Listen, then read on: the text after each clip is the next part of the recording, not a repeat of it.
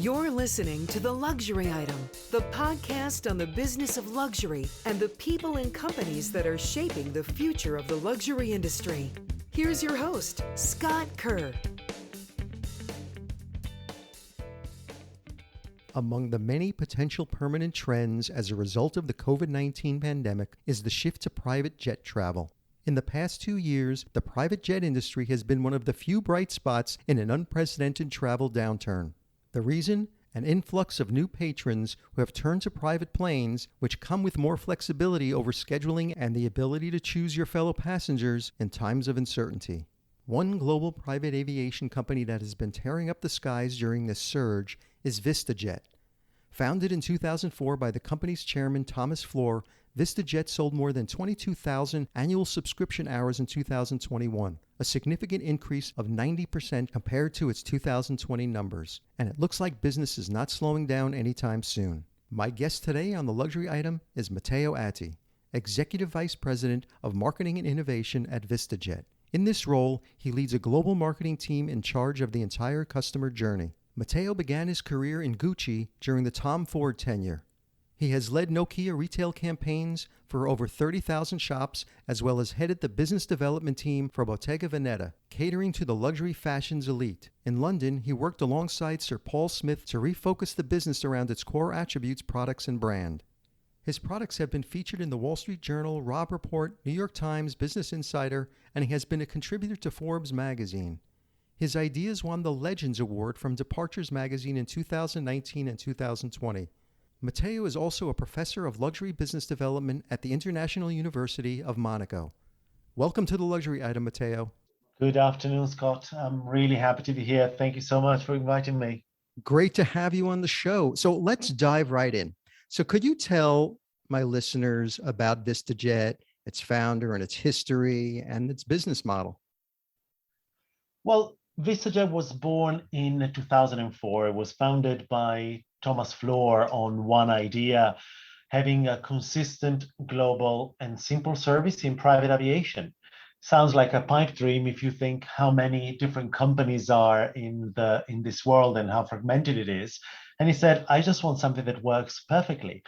And today, this is the first and only truly global private aviation company, covering 96% of the world, 187 countries, with over 80 aircraft, all silver and red. You can recognize them on on the tarmac in every airport you see them.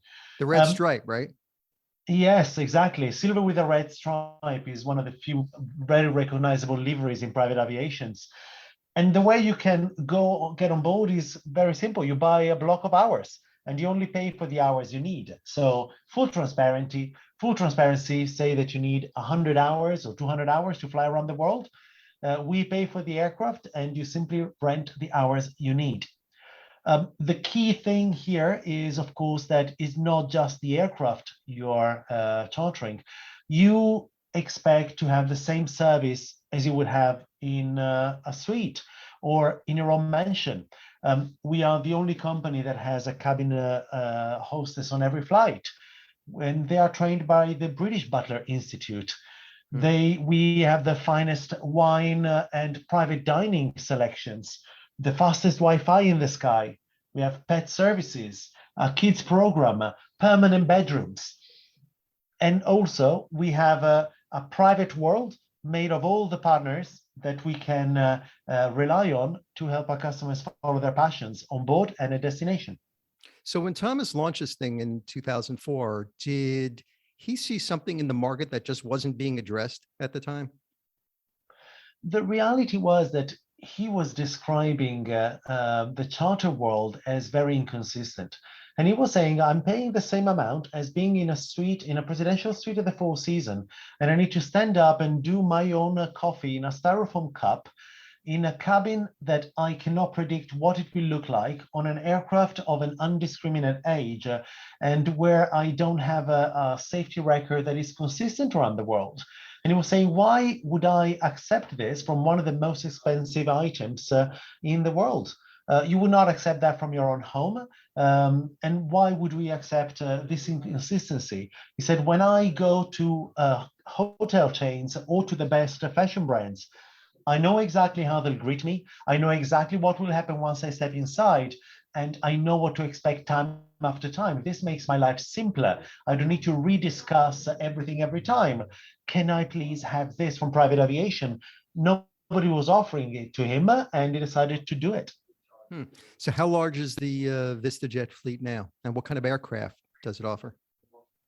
The VistaJet fleet is over 80 aircraft, and we have the largest fleet of the Global 7500, which is an incredible aircraft that flies over 17 hours, almost 8,000 nautical miles. It is the longest range business jet ever built. That's Bombardier, right? That's Bombardier, yes. We have been the closest partner of the Canadian manufacturer since inception. Thomas's first aircraft was a Learjet back then, and we have been the largest client of Bombardier for the last few years. We also placed at some point an order for 6.7 billion in aircraft. So definitely a close relationship. Yeah, and I was just reading that VistaJet just added the Bombardier Global 7500 to its fleet, and they dubbed it the Ferrari of the skies, which I love that. So could you talk about this brand new edition and what makes it so special? Well, the 7500 is a game changer. I don't know if you had the chance to be on Global 6000, which was their top of the range aircraft before. The cabin is pretty similar, but they elongated it, adding a permanent bedroom at the end. So you enter and you have 4 different living areas. You have a full functioning kitchen at the front. You have a seating area. Then you have a table that goes from side to side on the cabin. Then you enter the cinema room or the entertainment room with a full-on sofa and a large screen TV. And then you go to the permanent bedroom with a double bed, a library, and a chair. And then you have two bathrooms, one at the beginning and one at the end of the aircraft. And what is really special about this aircraft is, well, you can basically go anywhere in the world. I mean, 17 hours of flight is an incredible amount of time. Right. We've done some incredible flights that were not possible before. And if every aircraft, every private jet is a time machine, this is literally a time machine, because you also remove any stop for fueling when you're traveling around the world. On top of that, it has the fastest speed for a business jet. And that becomes a really impressive way to save time, but also to have the best time on board. Because with all the different areas, you have maximum privacy. With the opportunity to use the full kitchen, you can have entertaining, or you can cook whatever you wish for. And also, you have enough space to really make that time on board a productive time, a relaxing time, a time with the family. You can really transform the cabin as if it was an apartment. And I have to congratulate you on the record-breaking 2021. VistaJet had surge in both annual subscription hours and number of members, as a massive influx of wealthy travelers chose to avoid crowded commercial planes and airports. The entire industry has really cashed in on the boom in private travel. How did your marketing strategy and messaging evolve over the course of the last 2 years? The past 2 years have been the more demanding years in marketing in my life. The reason for that was that nobody knew what would happen next. And as everybody else, every industry tried to adapt to really fit the needs of the day and trying to stay close to our customers. So what we did was very much a news cycle exercise. We're trying to listen to what the worries of our customers were, what they might be facing every day, and we responded. We had, on average, a new announcement and a new service every 2 to 3 weeks. We started first with safety. That was the main concern. We onboarded products to be able to do medical service on every flight. and we added 24/7 medical services on the ground to make people feel absolutely comfortable on every flight. So this was early on, right? This was early on. Early on, absolutely. Yeah, right. Then we started donating flights for repatriation and medical emergencies because governments were in trouble and we were trying to support them. Then we started looking at what we could do to work on the holidays destinations and times to feel safe and relaxed. So we work on a program called Safe Heavens, where we would be able to reserve entire enclosed spaces for our customers. We had a French valley with vineyards that you can go around on a bicycle just with the owners. We had an entire village in the American mountains just so that you could spend time there with your family and you would rent out the entire village. And then we started building door-to-door services. We launched our jet to yacht services, where every step of the way you were absolutely safe and enclosed. And then we did the same for the major suites and also mountain resorts and slopes. We even came up with a staycation service for Hong Kong and Mandarin Oriental, going up in the air, going around, and then staying at the Mandarin Oriental for a few days. We worked on researches because people were asking us, as one of the largest providers in the world, what is the future? How can we forecast? And that is where we discovered how much the industry, the luxury travel industry, needed our help to get through it. And that is where we started accumulating a series of new partners that came to our door saying, can we work together? And excellence and quality is so difficult to achieve in the world that we really did our best to try and support all the excellencies in the value chain of the luxury travel, because we wanted to come out of the pandemic in the best shape possible, not losing great talents. And the private aviation industry has been on fire and has proven its resilience during the pandemic, regaining momentum much quicker than commercial aviation. And as private jet charter demand spiked, a slew of new programs emerged from your competitors that make private flight even more efficient and affordable. So how, given this crowded runway, if you will, how does VistaJet position itself right now? VistaJet has always been about guaranteeing the availability of an aircraft anywhere in the world at any time. So it's always been positioned really and sitting on the top of the pyramid. We like to create our services so that we can claim that flying VistaJet is better than owning your own jet. Now, what you've seen in the market is a lot of the companies being new entrants to the market, trying to disrupt the old models. And what we have done, but we've been doing it for 4 years now, almost 5, we have been expanding our services beyond VistaJet. And we have acquired other companies so that we are now able to offer the entire suite of services for every customer in private aviation.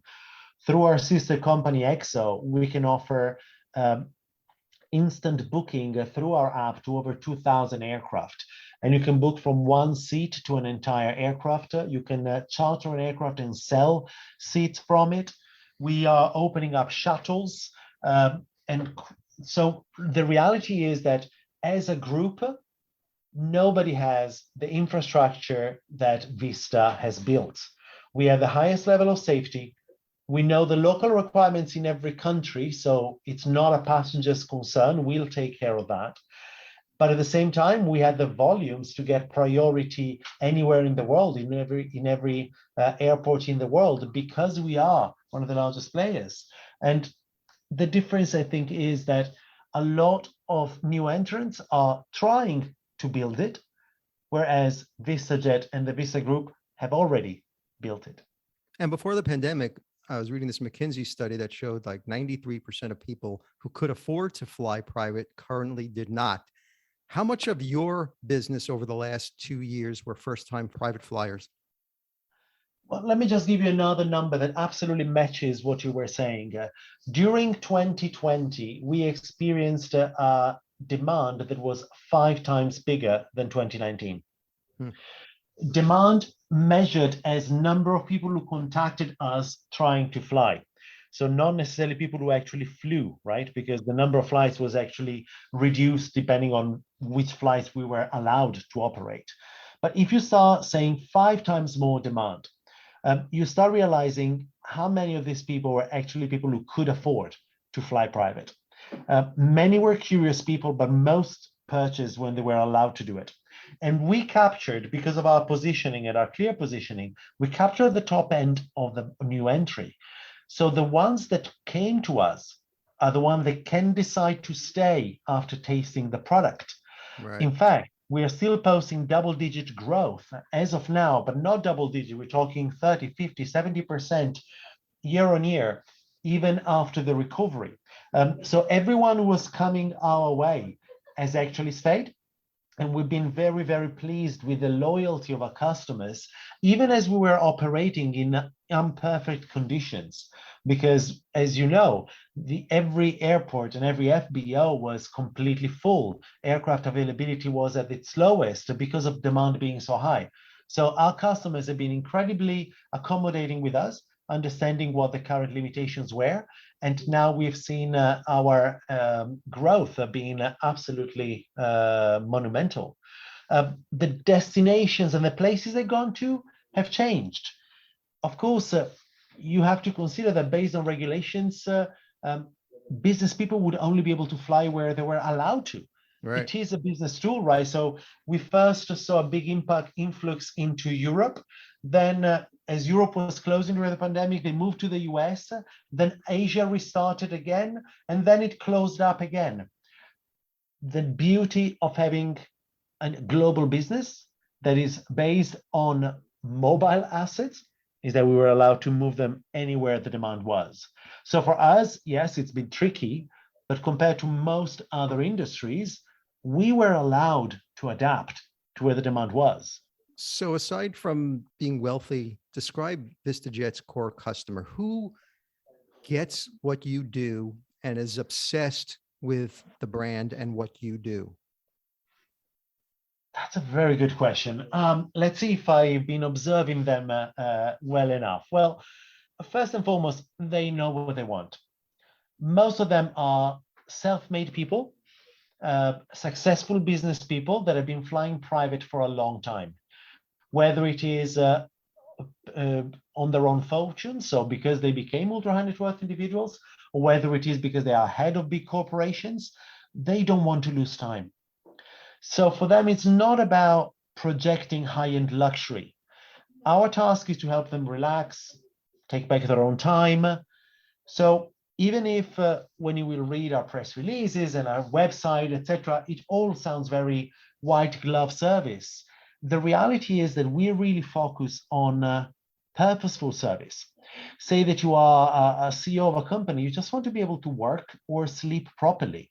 So our service is all about reducing jet lag, giving you the right food to make you perform at destination. It's not just fancy wines and fancy dishes.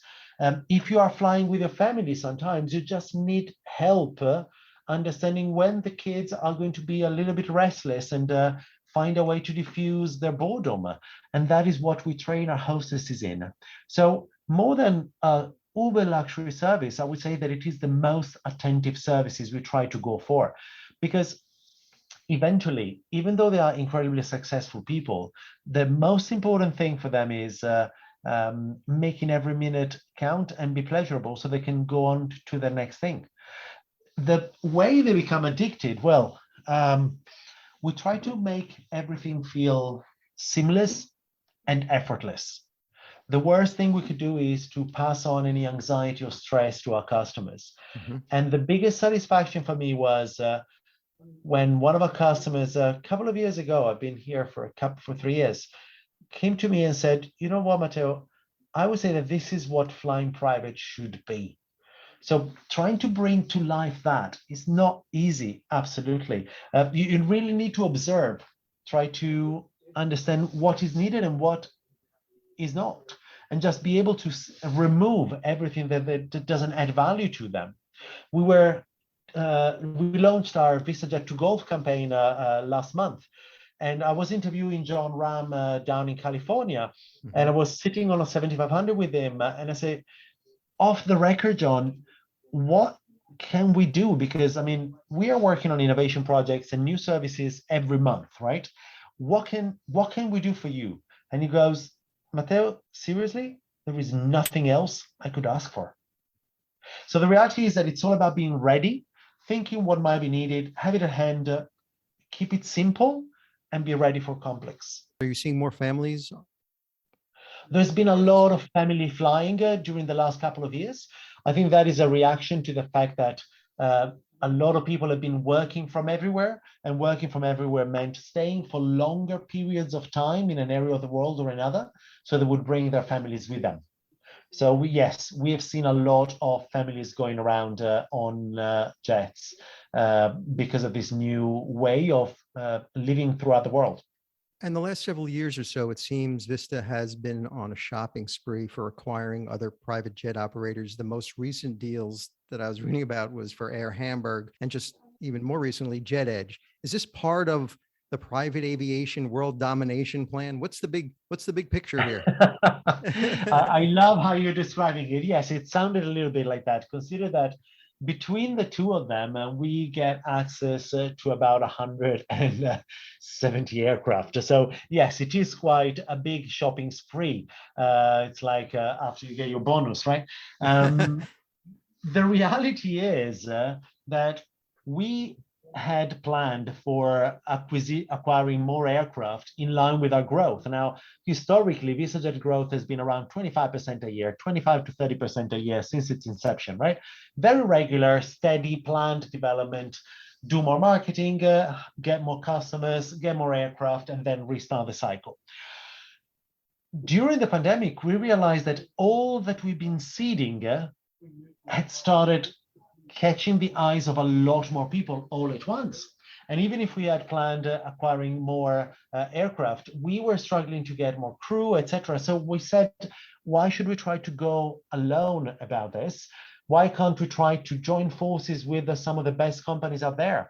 Now, if you think about Air Hamburg, they were #1 operator in Europe in terms of flight arranged, where Vista was #1 for number of hours flown. So it was always a head-to-head. So we started discussing and we said, you know what, we can do better when we are together, because we have extra customers that we need to, we have customers that want to sit on our planes, and we can actually deliver more services to your existing customers if you come on our platform. So that was really a chairman-to-chairman conversation saying, we can do better for our customers. And JetEdge was doing a similar thing in the US. It was the fastest growing super mid operator in the US.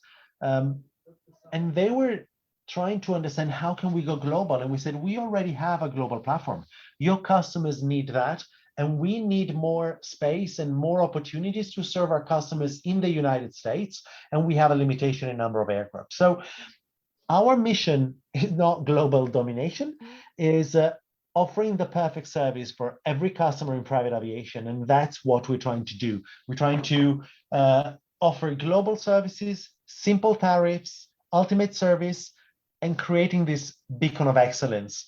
And we're doing it now, offering additional services to cater to every stage in your life, from the seated all the way to managing your own plane, and make it almost as good as onboarding a VistaJet plane. So let's talk about you. So you have an interesting background. Before you joined VistaJet in 2016, you worked in marketing at mostly luxury fashion companies such as Gucci, Paul Smith, and Bottega Veneta. First, how was it transitioning into the aviation industry? It was very, very interesting. I came in not knowing what I was accepting. But I had been for so many years in fashion that I started to doubt myself as being able to bring new ideas to the table. I would see all these young kids coming in with all the hunger I had 15 years before. And I said, you know what, maybe I should challenge myself taking up a product that I don't know at all.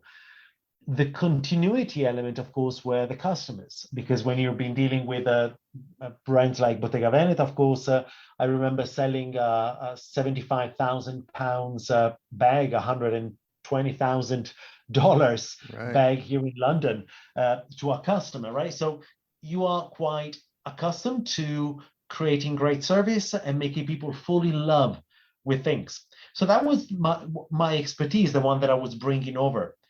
But what I discovered in private aviation was actually that by being able to dedicate yourself entirely to the ultra high net worth individuals, they are an incredible source of inspiration. When price point is not a limitation, you can create almost anything. And private aviation really freed the innovation for me. As long as a service has a purpose, there might be a customer out there that wants it.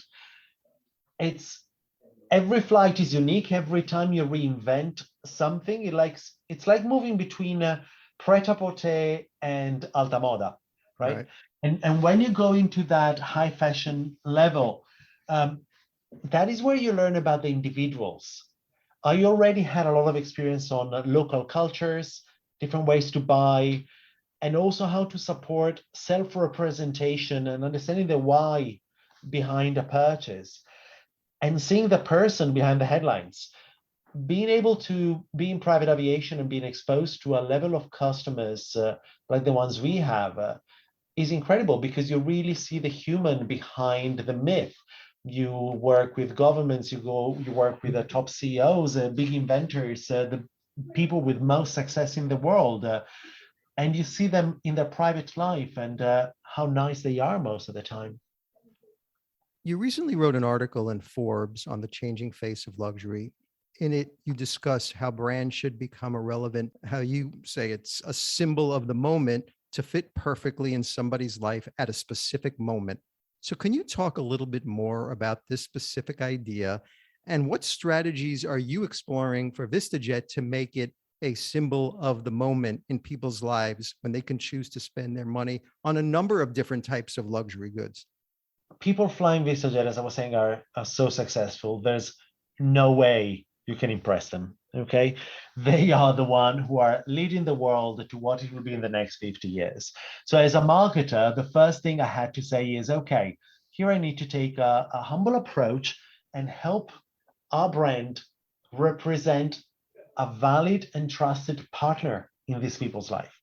So a symbol of the moment for me is something that you say, oh, you remember 20 years ago when I had this item, or I love this brand because it was performing this task in my life and my life was influenced by it. So if these people are giving us their time and the trust to bring them to the most important business deals of their life, or when they give us their families to protect, that is where we have a role to play as a partner in their life. And that is a big, powerful emotional door that opens between our brand, our services, our product, and our customers.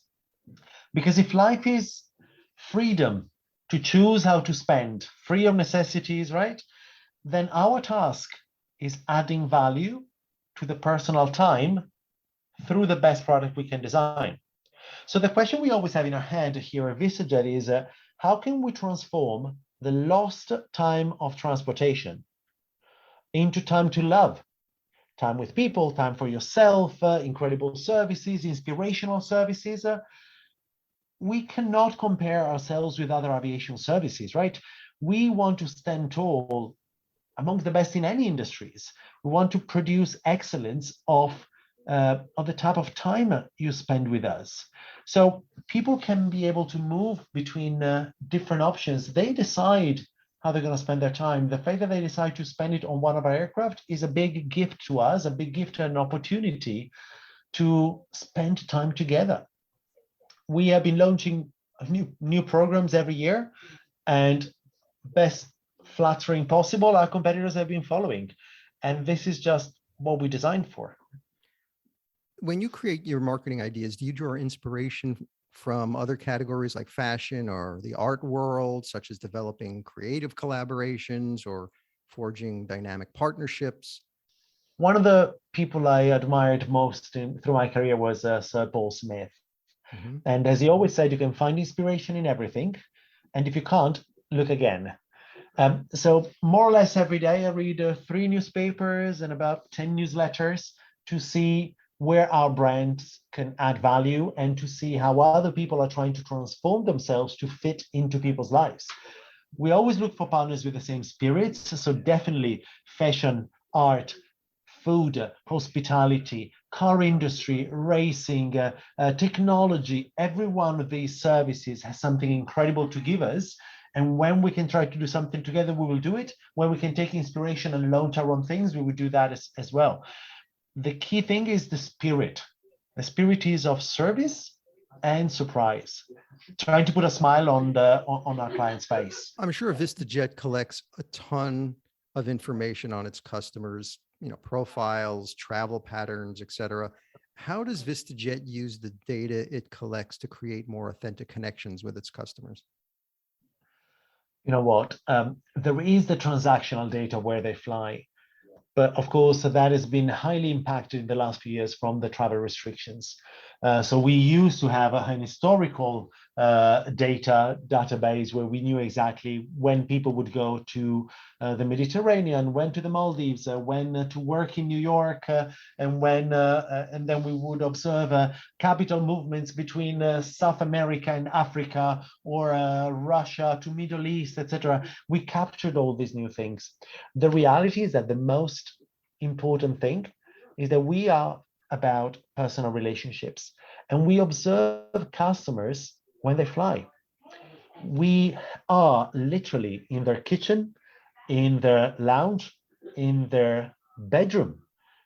Our cabin hostesses and our crew on the planes can observe the real behaviors as human beings. So at the end of every flight, we get a feedback from our cabin hostesses, helping us understand what happened on that flight, what was loved, what was missing, what didn't work, what we can do better next time. And so our innovation function has literally contact with our customers on every single flight. Let me give you an example. Priorities have changed. It was all about safety, and it was about trusting partners. By being able to change the way we were doing the services on board, we noticed an increase in loyalty. People would stop looking at the price points and started saying, you know what, I do trust, though, that person that I flew with the other day. I do trust the client service team that helped me arrange that perfect flight. And that was the biggest thing that came out of the last 2 years. And now, as we were bouncing, what I've noticed a lot is a new sense of adventure, a sense of trying new things, as if people were stopping and waiting and doing less things for show and more for personal fulfillment. Most of our customers are incredibly curious and willing to learn, and they're very aware that time is truly the most limited resource in their arsenal. So that, I think, is what we've been observing, and that's how you create that real connection with them. So I want to talk about China. Along with China's financial bounce back from the pandemic, although they're having issues now, both companies and high net worth individuals in the country have sharply elevated their use of private jets. And at the same time, it's also become very competitive there too. What has been VistaJet's strategy in China? China has a very specific type of aircraft. More often than not, it tends to be not the latest generation aircraft. A lot of the aircraft in the region is still legacy aircraft. And the biggest successes we've seen is always having the latest aircraft and the latest technology. So the Chinese business people really respond well to having state-of-the-art service and aircraft. And also, they really care about direct connections. They don't want to lose time, even more than European and even more than Americans. They are really clear on maximizing everything they get. So for us, one of the biggest successes at the moment is the 7500, especially at a time where doing flyover or stopovers is so tricky and complicated. The Global 7500 has been really a game changer for nonstop flight connecting Asia to the rest of the world. And even during the pandemic, we were the biggest companies in terms of permits in and out of China. There aren't too many private air charter operators who are using cryptocurrency these days, but those who have are saying that it's becoming a popular way to pay for private flights. Does VistaJet accept crypto payments yet? We do not yet, but never say never. We have started welcoming on board as members some of the most successful crypto entrepreneurs. So believe me, they started asking about it very vocally. So I would not be surprised if at some point my no for now becomes a yes. And we're also seeing a growing number of private aviation firms are offering special programs and experiences geared towards lovers of the art, music, theater, and other passions. Is that something VistaJet does? We were the one actually starting the trend. We launched it 3 years ago and by now, because what is a flight if not going somewhere or so to something you really love? Passions and being where they are, that is the active part of our customer's life. So our VistaJet started first trying to establish excellence in the air, and that was the first 12 years of its life. In the last 3 or 4 years, it's been all about fulfilling the passions. So we have a fine wine program, we have children programs, we have a jet to race through our partnership with Ferrari, jet to yachts, where we can make you go anywhere on any yacht in the world through our partnerships with the top 5 brokers in the world. We have jet to golf, where we bring you to play with the best players in the world. We were the main sponsor of the Rockefeller Collection auction with Christie's a few years ago. Mm-hmm. That we produced 38 events with them, and we were bringing people all over the world, meeting the family directly, eating at their restaurant, seeing the mansion, seeing the art in the first hand. And there's more coming in the world of art, because being part of the experience is what life is about. And the special thing we try to do with VistaJet is to try to make the experience start from the moment you leave your home, not only when you arrive at destination. So everything we do always includes an element of of your own passion and your experience inside the cabin on your way to the actual event. Private jets account for about 2% of the total greenhouse gases generated by air travel, but their levels are set to rise as the growing ranks of super affluent increasingly embrace flying private. Last year, VistaJet said it's committing to carbon neutrality by 2025 and pushing the industry to go further than the current goal of 50% reduction of emissions by 2050 set by the global business aviation community. How are you going about doing that? We have been working on our sustainability program for the past 5 years. It's been a non-stop challenge. It is an incredibly difficult task. The reality is that the technology is not where we want it to be.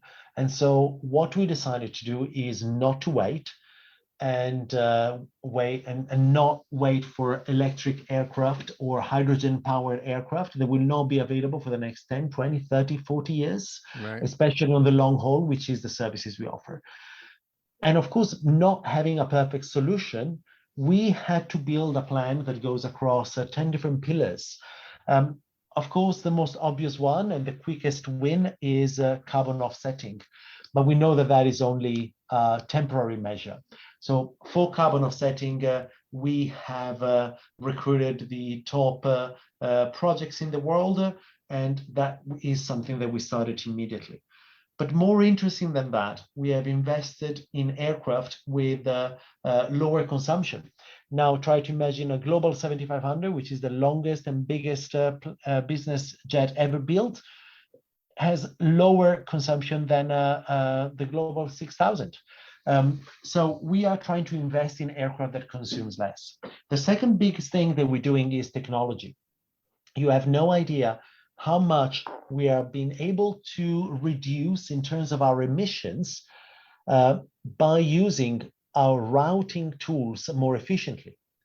So we have been the first one to publish our GHG, the greenhouse gas audits, and our TCFD, the financial disclosure audits on our website, right? When you go through that, Scott, you realize that 90% of our emissions, 96% of our emissions are fuel related. So that was the first thing we need to tackle. Fuel emissions can be reduced by better routing, and we have new software for that. Can be reduced by adopting SAF, which is an acronym for Sustainable Aviation Fuel, which is a fuel that throughout its journey gets to reduce 86% emissions. So we are pushing our customers to adopt private aviation service SAF as often as we can. And we're looking to increase that as fast as we can, because that is going to be the biggest solution. But last year, we launched the first program to be able to fly with SAF anywhere in the world. We, of course, worked on our offices, on our partnerships, trying to reduce our impact at every step of the way. So in technical jargon, we said that we move from scope 1, which is the emissions based on our actual product usage, to scope 2, which is a supporting function, to scope 3, which is partners and the wider community of the value chain that impacts us. So what can we expect from VistaJet this year? Well, as you said, we have more aircraft coming, more 7500, more 350s, and the full Air Hamburg and Jet Edge joining our ranks. More experts. We are growing in technology incredibly, so our backends.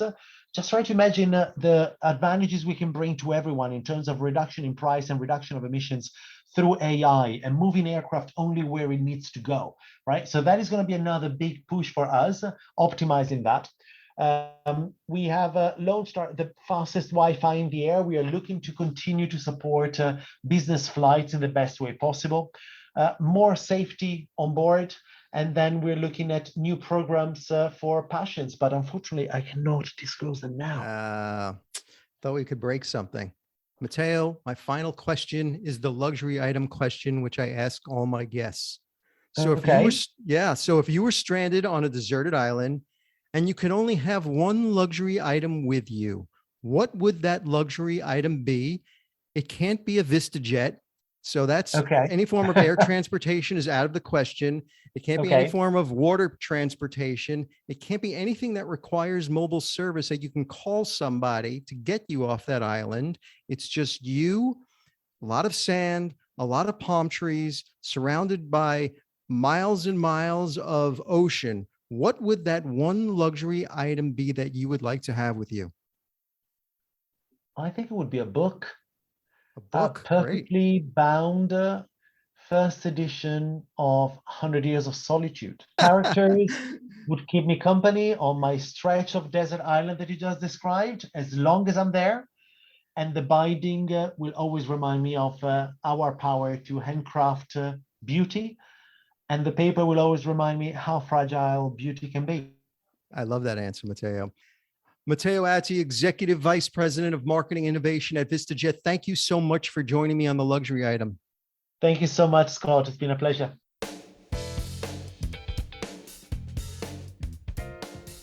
That's it for this episode of the Luxury Item Podcast. Thank you so much for listening. If you found this useful and entertaining, I would be really grateful if you can share it with a friend or colleague. I would love it if you subscribe so you never miss an episode. And while you're there, be sure to rate and review us on Apple Podcasts. It really helps other listeners find us. The Luxury Item Podcast is a production of Silvertone Consulting. I'm your host, Scott Kerr. Until next time.